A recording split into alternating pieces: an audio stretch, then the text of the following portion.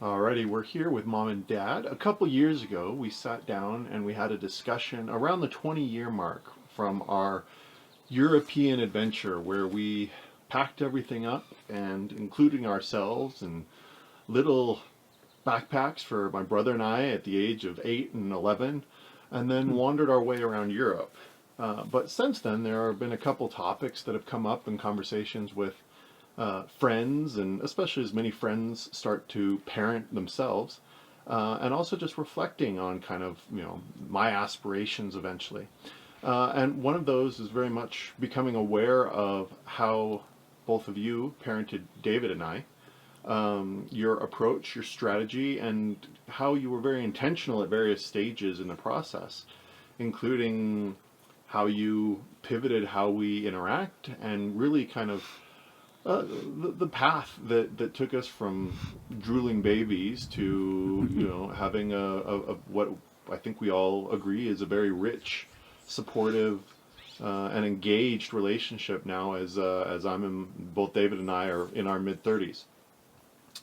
So I thought maybe to start at the very, very beginning, introducing both of yourselves and your lifelong passion and experience with education, and how your educational strategy and approach and philosophy has been shaped over the years, but is different than really kind of a lot of the common narrative that we're more broadly exposed to. So I don't know if Mom, you want to start, and then Pop, you want to continue. Either way. Well, I wouldn't say that my passion was formally education.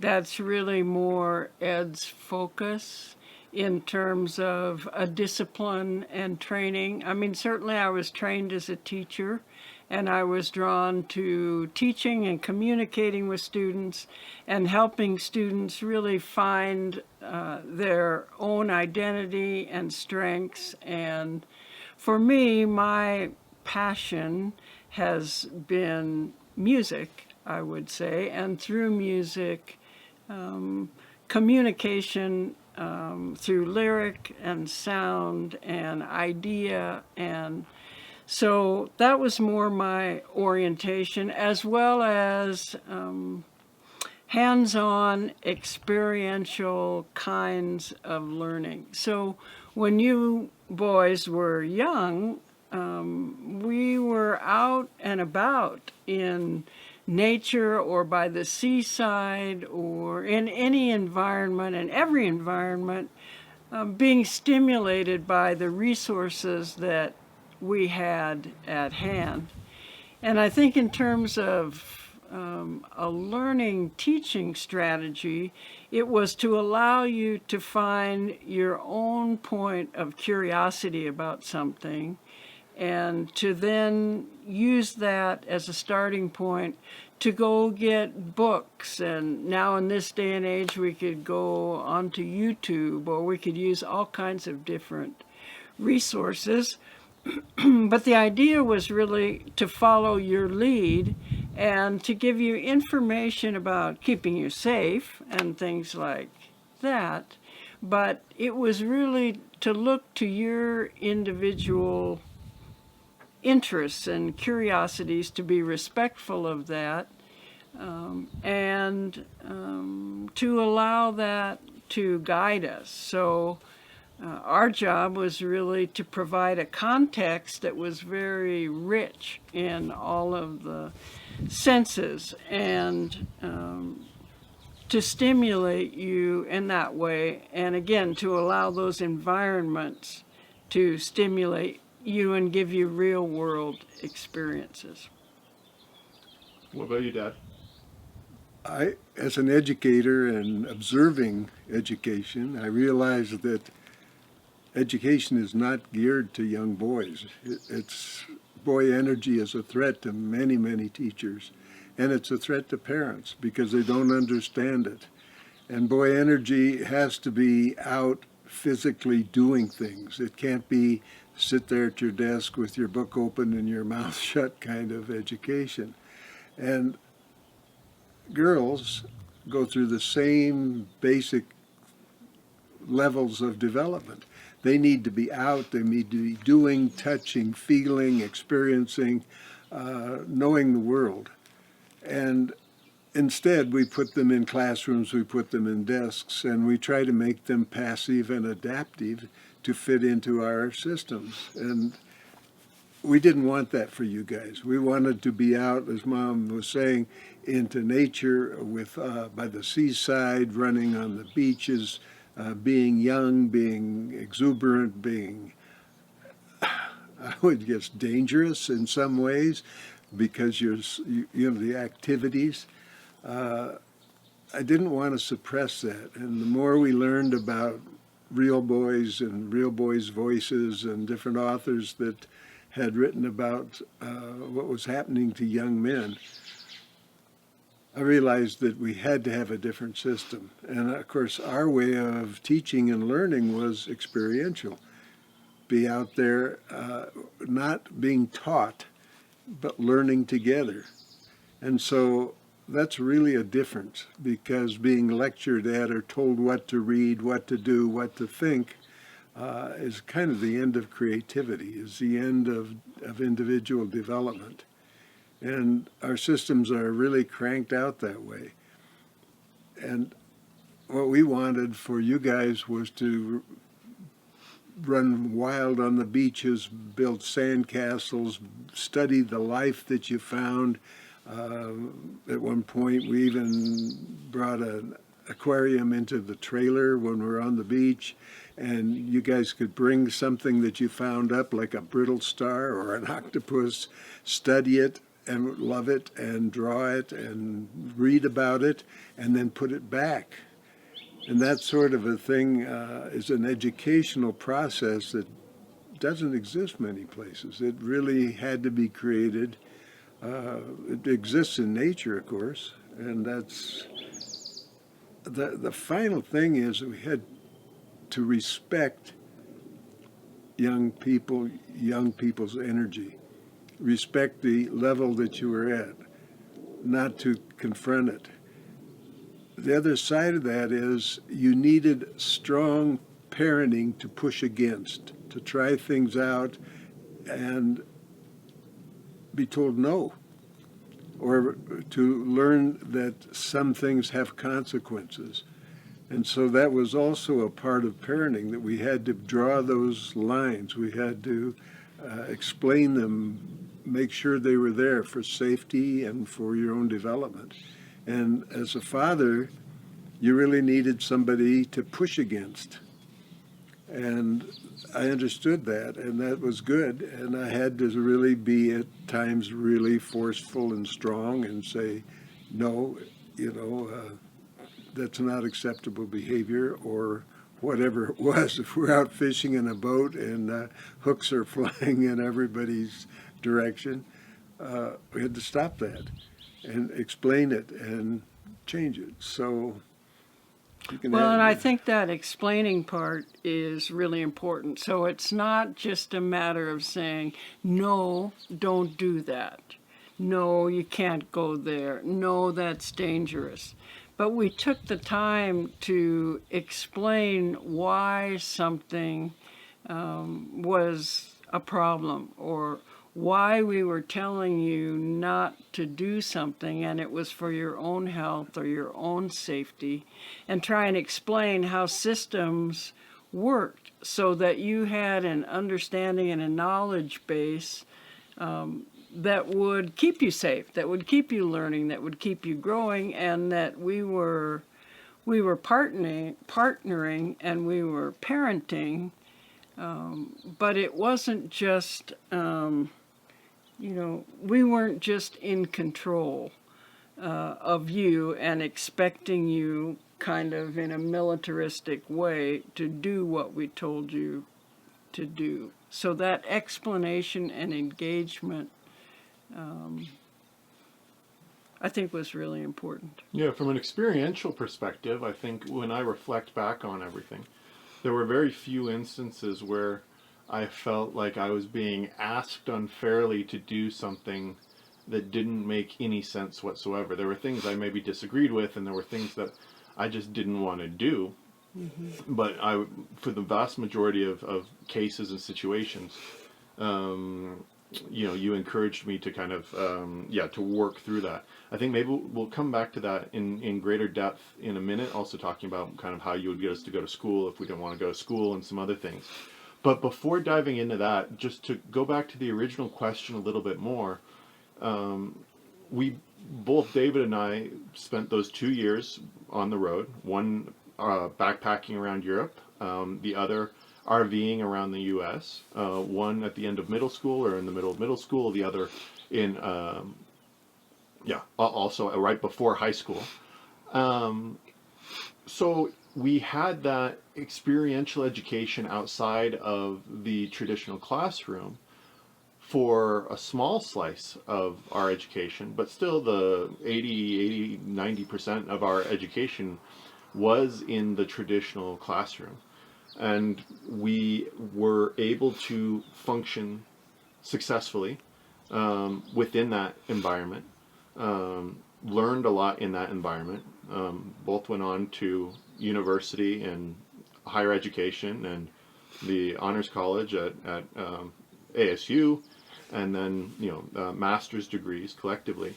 So we've still functioned within that, and it wasn't a pure oppositional relationship to that kind of, as you always say, the sage on the stage formula.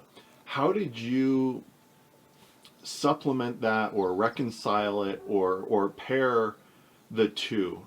Because from my experience, kind of reflecting on it, it very much always felt like we had those really powerful sessions, those 2 years where we were abroad. But then on top of that, you were constantly making sure that we had all the supplemental experiences that complemented the classic classroom experience. But it wasn't classic. It was a selection of teachers that were really great teachers. And to fight to make sure you got in their classes, and that we were helicopter parents or whatever they call that type of parent. But we would find out which teachers really were the type of teachers that you would respond to and that you needed, and that taught in a philosophy that we understood. And you had some really great teachers. I don't think we ever really believed that the only education that happens is in the classroom or in school. So fundamentally, the world is the classroom. And whatever you were focused on in terms of your developmental stage and your age and your, even grade levels were kind of artificial, if you will, within the system. So we were following you and seeing what you were curious about. So maintaining your curiosity and then being able to spend as much time as possible out exploring the creeks, out, we joke about the time that I stopped and we had to climb up a crack, a chimney, and use both hands and feet. And it was only, I don't know, maybe it was 10, 15 feet high. It felt like the world, like a skyscraper, I'm sure. But it was, this hands-on kind of immersive way of experiencing and learning from direct engagement and activity, as well as, books. And we created, I think, a love of learning and books and stories when you were young. So being in a classroom environment, that was more focused in what Dad called that passive approach, you were comfortable there too. Of course, there was the whole social aspect of that to balance. But one thing that stands out is that we had two sons, of course, who are totally different. Not wouldn't say totally, but really different. And to support Nate was different than supporting you. and Nate was learning, growing from clogging to theater to Western airs to singing to all of these wonderful plays and things like that, and getting along really well with the teachers and Key Club and all those existing systems, and keeping him armored against all the peer pressure and all the bullshit that immature kids who didn't have the experience base that you had are constantly putting pressure on you. It didn't make those middle school or high school years very pleasant because you stood out. You wanted to spend time with adults. You wanted to spend time discussing issues. You wanted to spend valuable time on your own projects. And it was a challenge for us, to really respect who you were, where you were going, and get out of the way and let you do it. And we were so proud of both of you. You just had separate courses, but always the same fundamental thing, to respect you, to understand where you were going. And it wasn't a question of us being judgmental parents, what are you doing that for, that kind of a thing. It was to try to stop any of that kind of criticism and really be supportive and understand.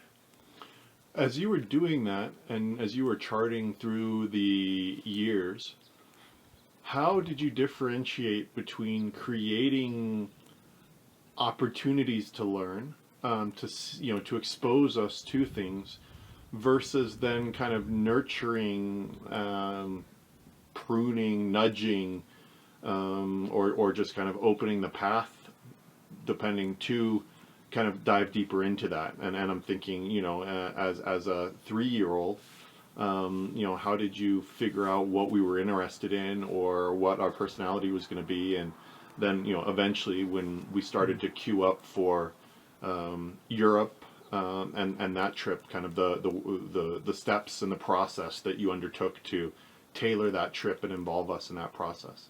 Well, you went through so many phases, and we could stand back. We didn't initiate those phases. We just simply watched you, listened, you observed the world. There was a time when you wanted your own boat and be a fishing captain. There were times when you were sketching castles and drawing all sorts of intricate things like that. And we didn't have to do anything. We just stood back and supported you. We didn't say, "Why are you drawing again?" Or something like that. But how was I exposed to the situations that led to those interests? Through your own curiosity, through being free and being observant of the world around you. And it wasn't anything we planned. I never sat down and thought, well, this is a time when Alex is going to be looking at designing castles. It just was a phase you were going through, something that was really intricate and beautiful that you were doing. And from a few weeks later, you're doing something like trying to film Lego figures. But I think as we traveled, for example, in those years when you were 8, you were 11, and, we should probably clarify that we called David Nate. Just to clarify for this video, his name is David Nathaniel Berger, and growing up, we called him Nate. So I would say that for my part, I was very intentional when we were traveling about exposing you to art and history and culture and architecture, for example. So if you think back about the place that we went to, Versailles, or we went to Chartres, or, we went to Firenze, or we went to places that would expose you to the works of the Eiffel Tower, of humankind and the human mind and the human experience. So, this notion that you would have a Renaissance humanistic kind of an orientation and education I think was fundamental to our whole view of the world, of how you raise a compassionate, thoughtful, wise, experienced human being. So that's one thing when you say, how were you exposed to those things? The other thing is, once you got into something, I think we made it pretty clear, or were fairly insistent, that whatever you chose to do, you should do with quality.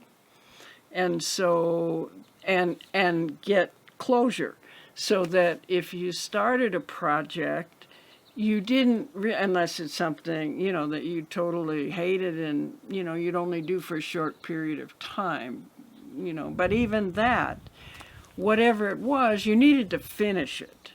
And that emphasis on craftsmanship and on quality, and I think that translates into the ethical professionals contributing to society and to your workmates and the work that you produce, all that translates into who you are today. So the what you pursued was nudged along by things that we thought you should know or be exposed to, just like going to Mexico, being exposed to a totally different culture and understanding that just because it was different, that was a good thing. To learn about how other people viewed the world and be exposed to language and cultures that lived by the sea, and the economics of being in different communities of peoples and diversity, and that was a strength, which also has encouraged you to be the world travelers and have such great empathy and curiosity and tolerance that you have as human beings today. And I think that's probably what I was getting at a little bit from creating the environment to discover the passion, right? That if we hadn't have gone to Mexico, you hadn't have, chartered not chartered, but if you hadn't have, bought the trailer, taken us down there from really before we could even walk, and then exposed us to that, then, my passion for guiding tide pools, exploration of marine biology, all those elements were basically a branch off of that initial set of exposures and experiences. And that, I, at least looking back on it, it feels like you really worked hard to create a large number of those broad introductory experiences that then were a gateway to drilling much more deeply down into and discovering tangents that were perhaps very surprising or different. Like when we were in Europe, I was fascinated by the medieval cities, and next thing I knew, I had graph paper and I was charting out my own organizational structures and maps of fantasy cities. And how those work. So that's an interesting connection that fills that in. I think maybe if we drill down even more on the Europe trip, one of the things that, looking back at it, I think there is a strong temptation for most parents to say, get in the car, we have a big adventure, be exciting, or this is going to be exciting, let's go. Right? Well, and the kids say, I don't want to go. I don't want to leave my friends. Where are we going? I don't get it. And that you were very intentional in not just taking us along on that process, but building excitement and also shaping really a large portion of those 11 months around the interests of an 8 and 11-year-old, which from an adult perspective ended up being fantastic, but at the outset could easily seem quite, I don't know, like a mistake. Or it was really exciting. It was exciting to be young again, be those ages again in your mind, the spontaneity, the exploration, we were all learning and doing these things together. It wasn't like we created an environment. These were things we were learning and enjoying at the same time. And because of that, we were learning side by side. And, my childhood was certainly damaged. I was 65 when I was 14. Had responsibility and all those things. Well, I got a second childhood by raising a family and being with you guys and all, and it was wonderful. And as you learned, it wasn't like these are adult learning things and these are kid learning things. It was all just family learning, and really enriched all of our lives. It was so good. How did you facilitate that? Because I remember like the DK books, the what are they called? The Seeing Eye books. I remember I love those. vaguely maps. I remember that you basically put a lot of options on the table and helped us build our own itinerary. I mean, for me, it was Greek mythology. It was Grandpa's connection to the D-Day landings. It was elements along those lines. For David, it was very physical and architectural, and the Eiffel Tower and elements along those lines. Backhoes digging in the medieval city streets. Yeah. Fascination with that. But as we traveled along, it wasn't that Dad and I said, okay, well, this is where we're going tomorrow. We had we rotated around, and it's like, okay, Alex, you plan. Where do you want to go? Where do you think we ought to go tomorrow? What do you want to see? And then it would be, hey, Nate, now you're up. So what do you think we should do, or what do you think we should see? And we also tried to pivot between kind of intense, immersive city experiences, rich in culture, with being in a small fishing village.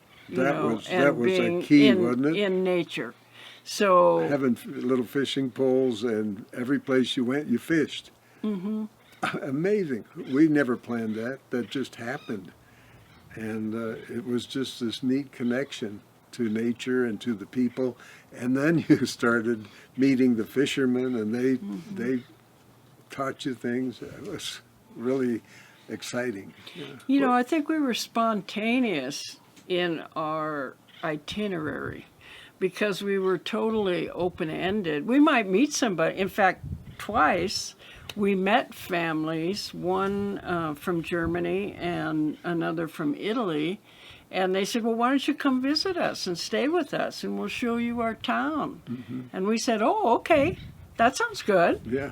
We got along. I mean, another family that we became friendly with in Crete, and they were traveling, and they went home, and we had their car, that they left with us, as opposed to taking it back to Belgium and so on and so forth. So, we were obviously in parental mode, keeping us safe and healthy in terms of food, and we made, we shopped and cooked most of our food. That was part of the excitement, yep. Yeah, but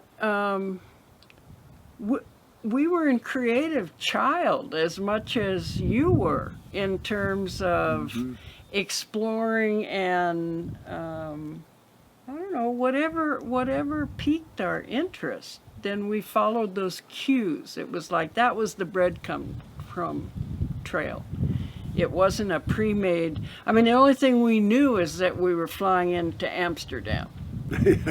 And from that point forward, we made our way and talked to people and But how did you get an 8 and 11-year-old, or how would somebody that wanted an 8 and 11-year-old to take that active role and be in a position where they had the knowledge and the exposure to have an active say on that? Like, if you take your typical 8 or 11-year-old now and you say, okay, we're going to land in France next week, chart what we're going to go see, right?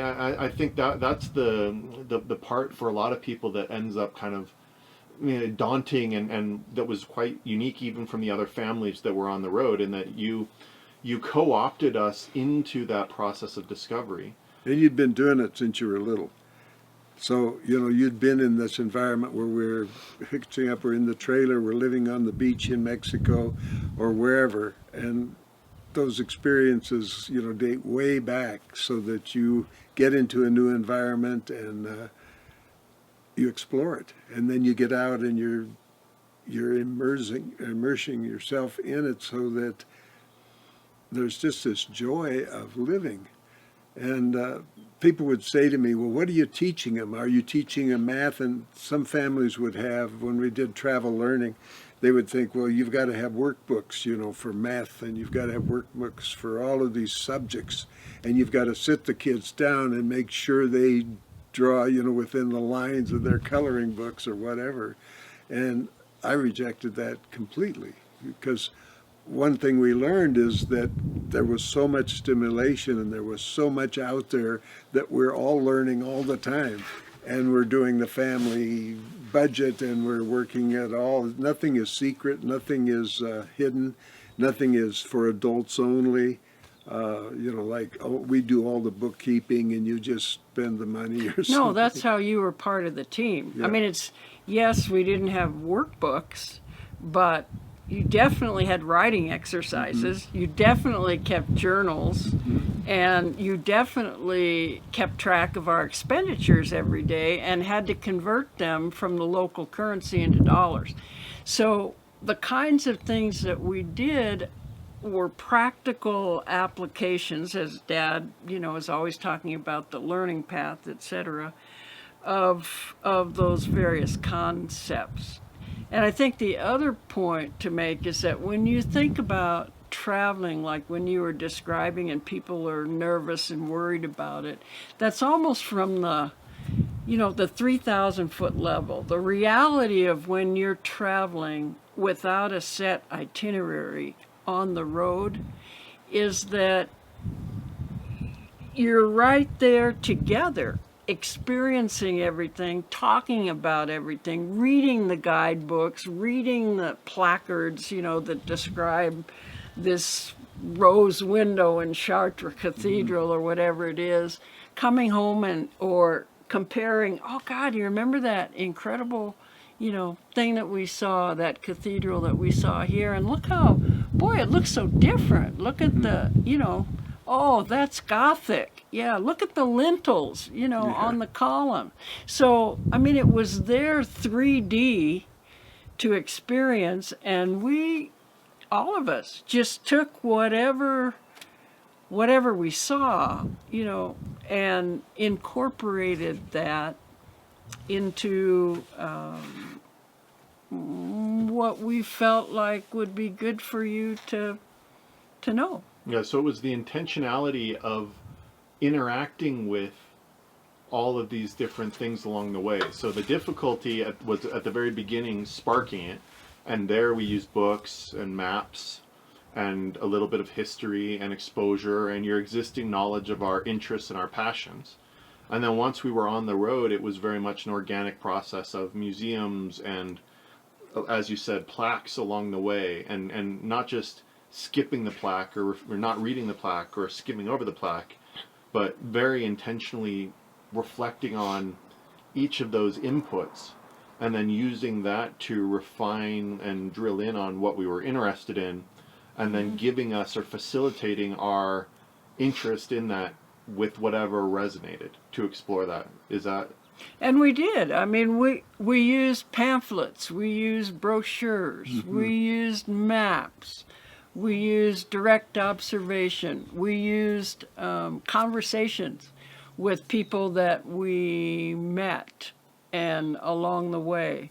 So we incorporated any and all of those things regularly, and I think there was a lot of fear in the beginning. I mean, if we go back and look at those videos that we made when we're at Stapleton Airport in Denver getting ready to depart, And you guys have your backpacks and you're carrying basically your shoes and, your clothes. And Dad and I have these big packs that were way too heavy because we didn't take them for a test drive like we should have.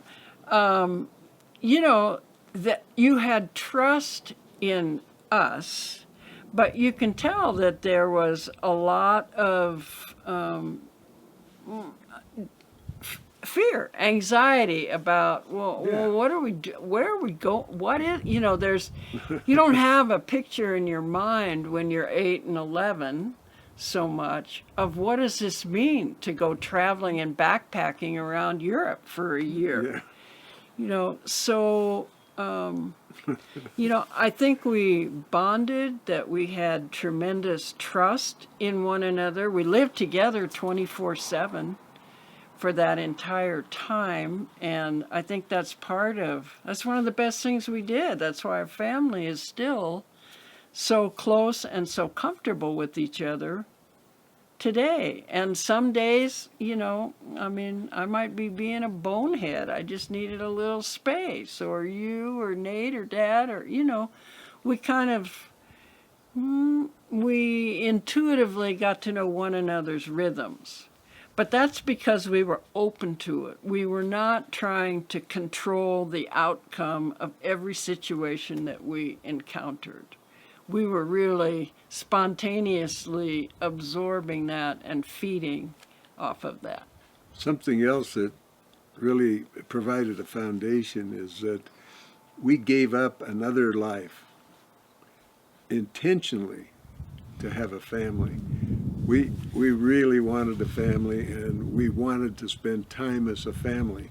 And I would always think back to farming families, where you grew up and you worked together and you lived in the same community, and it went on and on that way.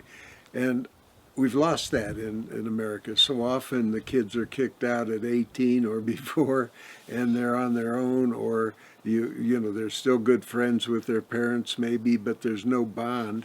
They're not doing things together. Dad still has to go to work at a job the kids don't really understand. Mom has to go to work at a job, and the kids are on their own part of the time. So we were at a place in our lives where we knew that we wanted to draw a line and say, if we have children, this is our job. This is our whole focus.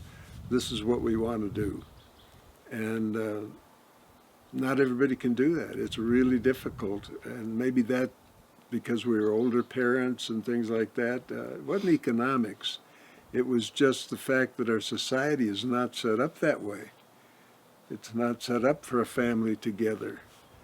And But we are and continue to be very curious people about the world. Mm-hmm. So it's not something that we had to struggle to come to, this idea of being out and wandering and learning about this phenomenal world that we live in, and different people and cultures. And we just ate that up. And it was hard to quit. It was hard to come home. We wanted to keep going. Yeah. So in other words, we were predisposed to want to spontaneously experience the world through travel. Yeah, the trip was an accelerant, but it wasn't the actual cause and mechanism. It was something, or the trips rather, it was something that amplified the existing.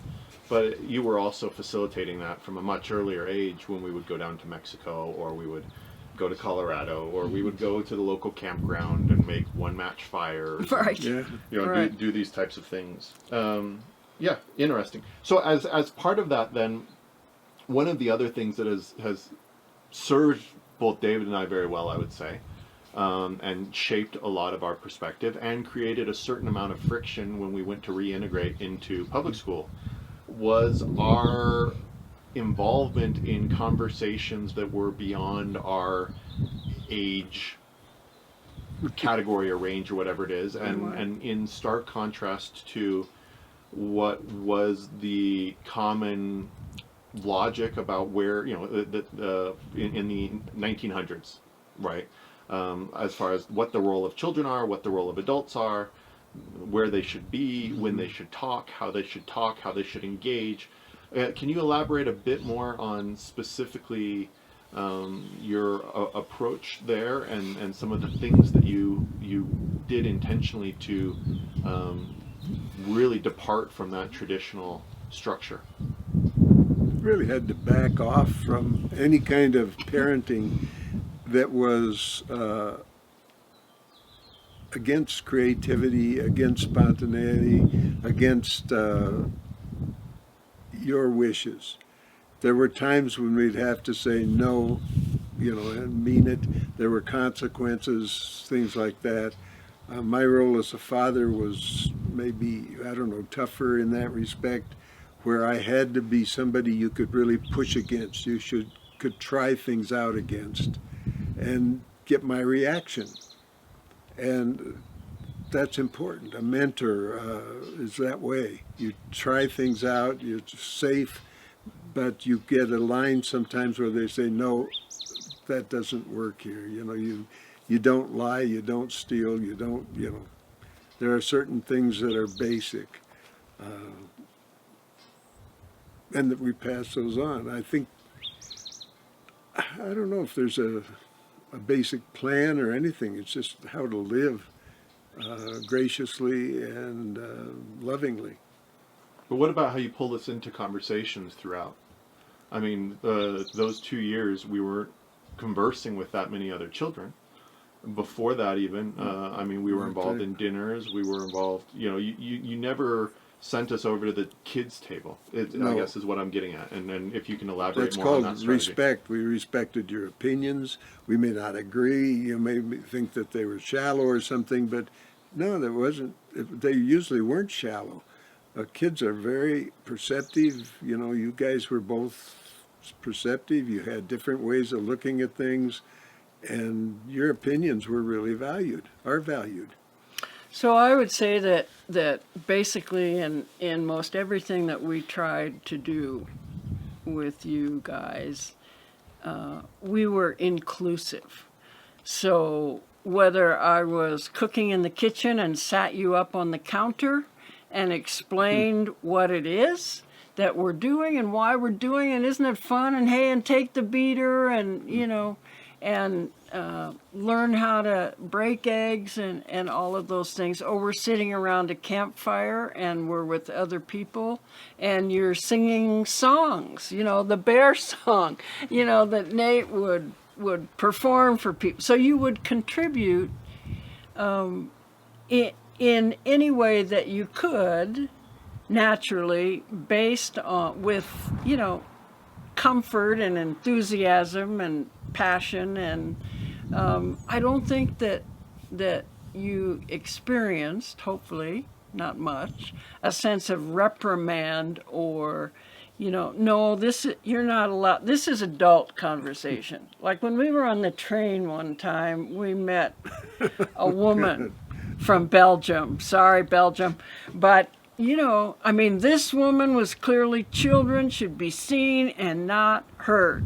And, by then we'd been traveling for months and months, and you guys were off exploring the train. And in those days, they were the trains that have the outside corridor and the inside compartment. And, so we just never really believed in that artificial boundary. But to elaborate on that, I mean, we had been making our way through down to the bathroom or the back or whatever it was. Mm-hmm. And there was a group of adults that were standing blocking the hallway. Right. And they were in the way, and we had asked them to move, excuse Mm-hmm. us, can we get by? And my recollection is, that they didn't. Mm-hmm. We got back to the cabin, and then I don't know if you asked where we had been, or if you asked, or we just volunteered and said, hey, like, these adults were terrible, right? Yeah. And then she chimed in saying, well, you should know to respect your adults, and that the adults are there and that one, you should ask very, very, very, I forget what it was, but Yeah. excuse me, monsieur, like please, can we at your leisure, whatever it would be, Right, formally. formally, and also that we should just wait as children, as long as need be, to do it, and I think that it perfectly encapsulates the difference, in part because we had at that point in time probably engaged with the people in the hallway partially like equals, and said, excuse us, can we come through? That side of it. So a perfect example of that. Yeah.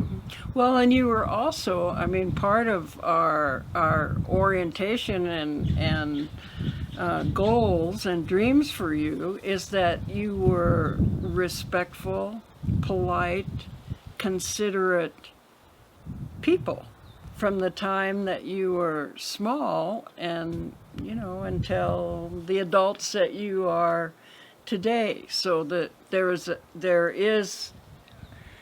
you already had a sense of respect for other people. You didn't just go up and were little kids and try to just kick and push and make your way down the hallway. I'm sure you didn't do that. But you were very respectful and asking and excuse me and In a very anal culture.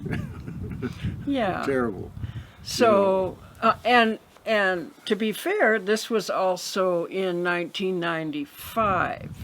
So, for example, we visited communities on the Isle of Crete where we would get into town and we'd put our backpacks with all our gear down and go look for a place to stay, and absolutely no one would touch our stuff. I mean, there was a safety factor at that time, which is very different probably than the world today. So the notion of you roaming around on the train or trying to get to the bathroom at the end of the train car, or yeah, I mean, we had confidence. We were together day in, day out, and in very strange environments. So you knew how to take care of yourselves and to be careful and to watch out and engage respectfully. Going back to the authority component, I mean, Dad, you were always definitely not the authoritarian, but the disciplinarian. Not always, but tended to be more so. Despite that, I mean, the wind's bad, but my feeling is, and I mean, neither David nor I ever have gone through a truly strong, rebellious, head-butting, door slamming, I mean, getting kicked out of the house, right. or I'm, like all those different elements. So when you say that, you were a strong voice or a strong disciplinarian, or in some of those cases, how is that different than what we see in most disciplinary cases in the classroom, out of the classroom, that leads to very different responses? I mean, both David and I are very strong-headed. Were very difficult to get us to do anything that we're not inclined to do. Myself in particular, probably, but that side of it. So that could have been a formula in many other cases for a strong schism or to really go badly.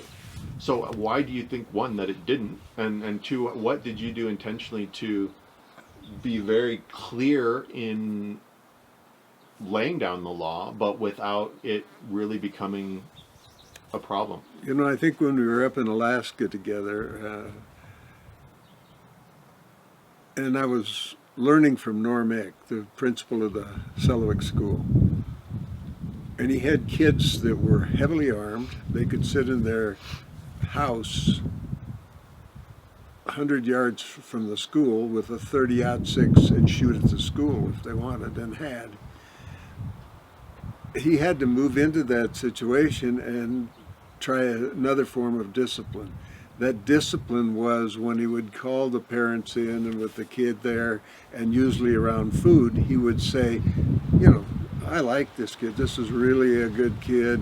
I don't know what's going on. Let's figure this out. And no accusations, no threats. We're going to kick her out of school if she doesn't shape up. Nothing like that.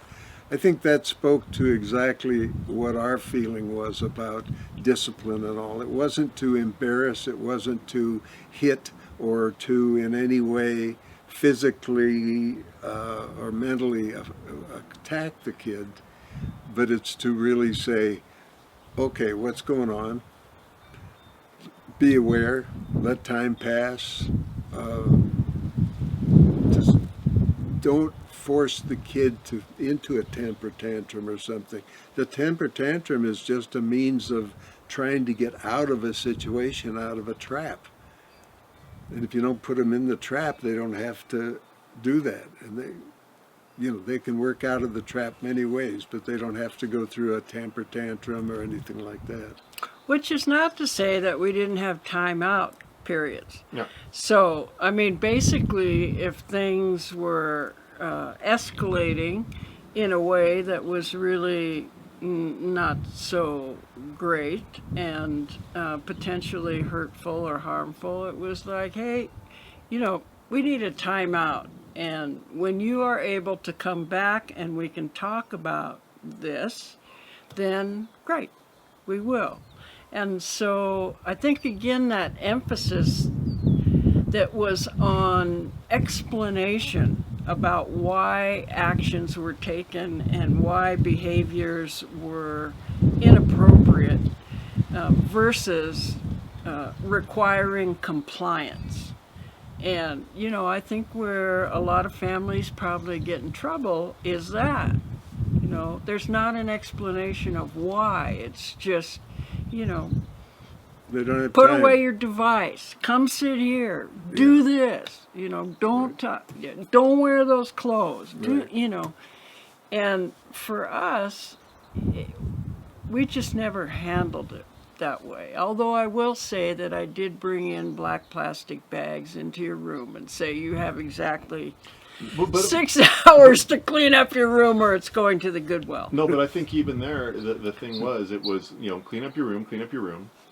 Okay, if you're not going to clean up your room, then obviously you don't have a respect for these items. Mm-hmm. And if you don't have a respect for these items, then I'm going to give you this, there was very much a cause and effect. So it wasn't that it was a surprise and we came home and everything we left on the ground was gone, right? So it was very much more from the standpoint of, okay, I'm going to dig in my heels and I'm going to try and win on this or wait you out or whatever it is. And occasionally we would lose, right? And everything would end up in a bag or whatever it was. But it wasn't like we were coming back and it was a surprise, or like we didn't understand or we couldn't understand where where we'd gone wrong.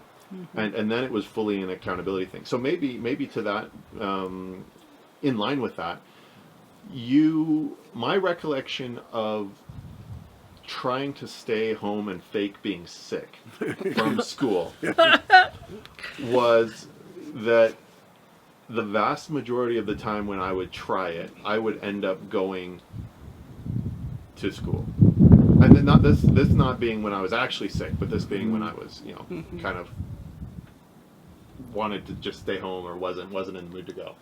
And how do you remember the process that you used on that? Not okay. really. So then what you would do is you would walk me through everything I had to do that day. Mm-hmm.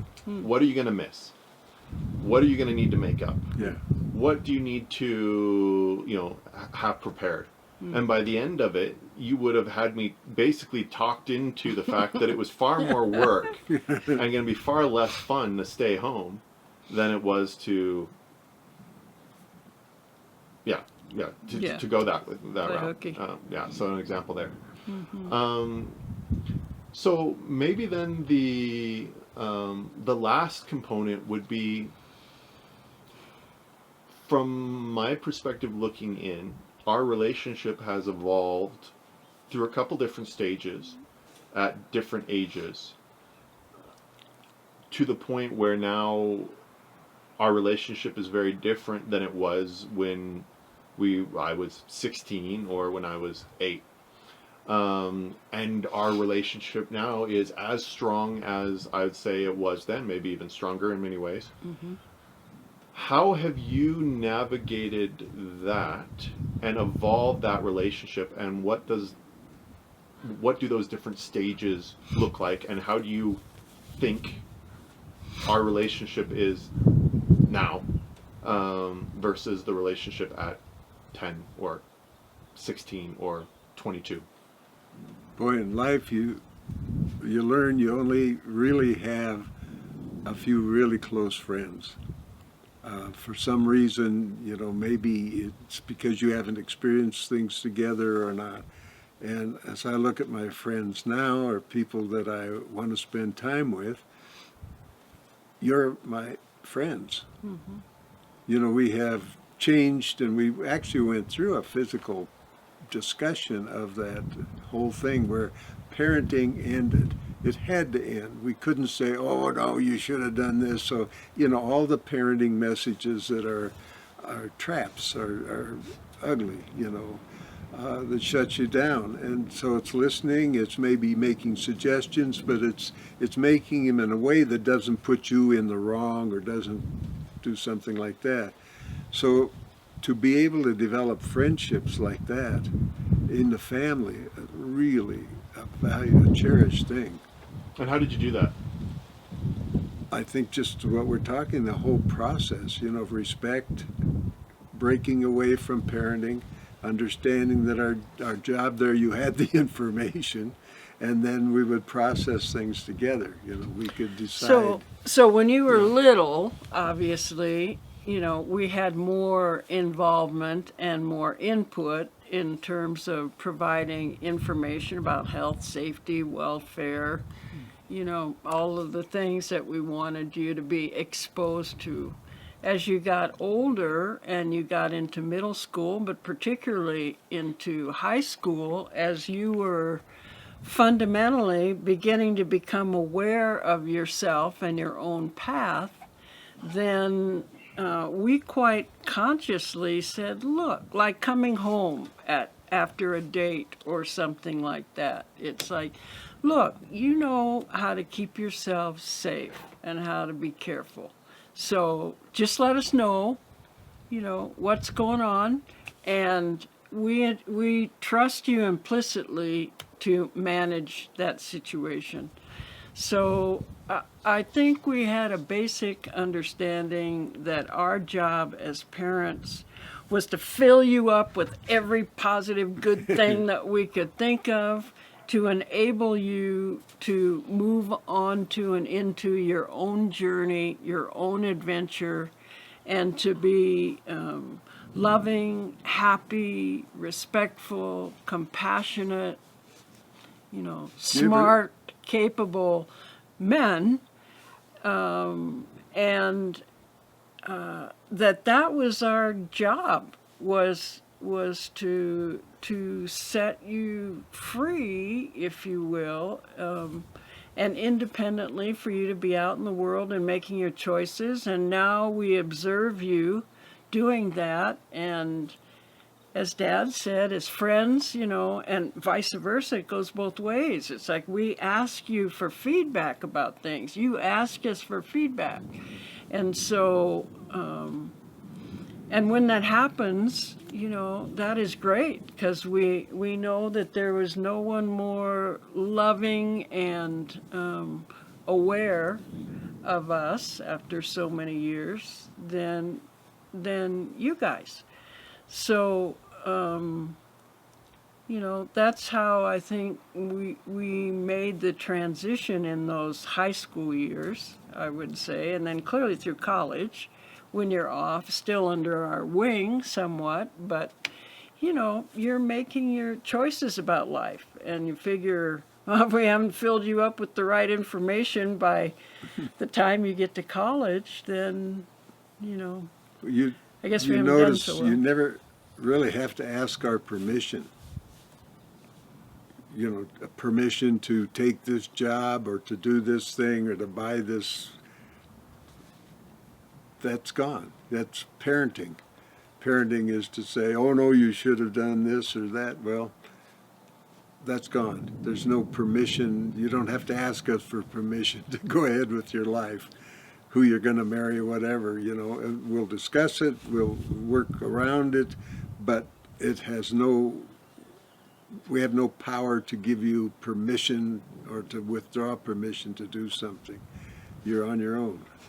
Yeah, you're in charge of your lives. Yeah. And I will say, and maybe that's me as a mother, that shift from being totally engaged in your upbringing to being, I was going to say a bystander, but it's not really a bystander because it's not just some, you know, separate kind of a thing like that, unengaged and so on. But it is different, like you're saying. So that transition that occurred, there is a sense of loss of being so needed and knowing the day in, day out, all the time. Well, not all the time, because we've come to learn there were all kinds of things you were doing that we weren't aware of. But you know what I'm saying. I mean, it... That's why grandkids then...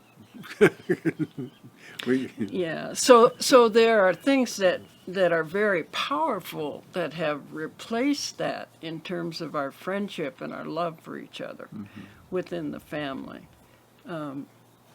But it was definitely a shift. Yeah, from my side, what I feel very much is a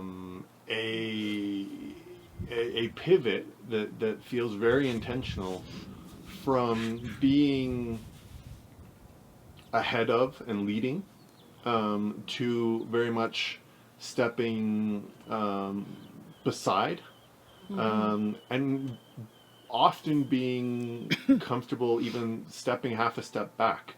And I think that feels, you guys do it very naturally, but feels very intentional. So the last few days we've been back visiting here from Copenhagen, visiting in that side of it, and even noticing that at dinner parties or coffees or things along those lines with your friends, our friends, family friends, whoever it might be, there's no sense of competition, there's no sense of I mean, you're really focused heavily on facilitation and that side of it, and that then beyond that, in many things, I am always confident that if I need that old parental role or advice or feedback, what should I do now, Mom? What should I do now, Dad?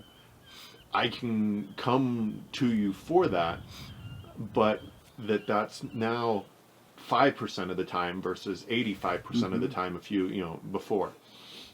Well, and I also think there's no expectation on our part that just because you seek our opinion on something that you'll do it because we say it. I mean, it's only us now giving our input as people who love you, but there's no expectation that, like I said, I always have a fear deep down that you won't have the joys out of life that I've had, especially in the last half of my life, that somehow you'll get trapped into the corporate world or something where they work you to death, and then you suddenly find out that you have nothing. But I don't really worry about it. If I think about that, I know you're already aware of that. I don't have to bring it up. I don't have to talk about it much. I can say, what are you going to do now or something, but not judgmentally, just... Well, and our lives have exemplified such a different model. I mean, and I think our culture in general is different, but, it's not that you work a single job your whole life anymore. And we certainly have had many chapters in our lives and done, you know, oftentimes very unexpected kinds of work. I mean, when I ended up managing construction facilities at the college, that was nowhere on my horizon that was going to happen. But it came at a great time. It was challenging personally, but it also provided us the income to be able to, you know, pay for your college. Yeah. So, yeah, I think you have that model of, you know, follow your passions. And if something is draining you dry, then you know that you're out of balance and that you move on to something else. And you certainly are an example of 50 million projects, you know, that feed your various passions, whether it's physical or, you know, your photography or fishing or writing books or, you know, and Nate is the same way in terms of traveling and doing things that feed and fuel your passion. So, you know, I don't worry so much about that for my part, I guess. I worry more about the world that we've created that unfortunately you're inheriting, which has some pretty challenging, you know, qualities to it. But I don't know, I have confidence in you guys' ability to be happy and to navigate it.